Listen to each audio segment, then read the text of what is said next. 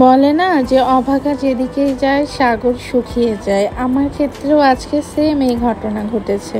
যাই হোক, যা বলতে চাইতেছিলাম, আমি কালকে একটু ট্যুরে যাব, বলতে গেলে আউটসাইড অফ ঢাকা।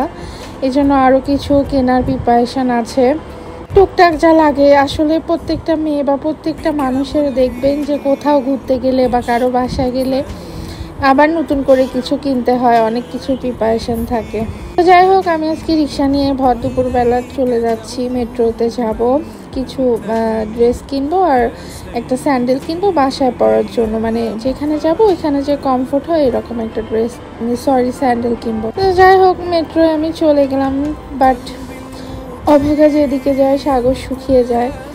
আমি টাকার ব্যাগ নিয়ে যেতে ভুল করেছি, ব্যাগ নিয়ে এসেছি বাট পার্স নিতে ভুল করেছি। আবার বাসায় গেলাম, যেহেতু বাসার কাছে, যে পার্সটা নিলাম, নিয়ে বেশি কিছু কিনতে পারিনি, একটু খুব তাড়া ছিল। একটা স্যান্ডেল কিনেছি, একটা ড্রেস কিনেছি। তারপর ভাবলাম যে দুপুরবেলা খেয়ে আসিনি, কোথায় চলে যাই। তারপরে যে দেখেন পিজা পার্কে গিয়েছিলাম, গিয়ে তারপরেও ভিড়, সব সময় ভিড় থাকে। আর আমার কেন যেন শুধু পিজা বার্গের পিজাটাই আমার ভালো লাগে। আমি অন্য ডমিনো আর পিজা বার্গ ছাড়া আমি পিজা হাট বা এই টাইপের কোনো জায়গার পিজা আমি লাইক করি না।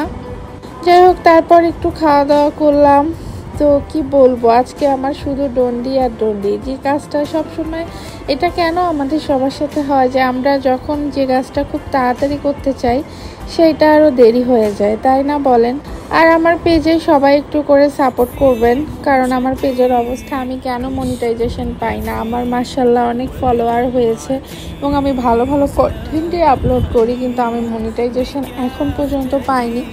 তো সবাই আমাকে একটু সাপোর্ট করবেন।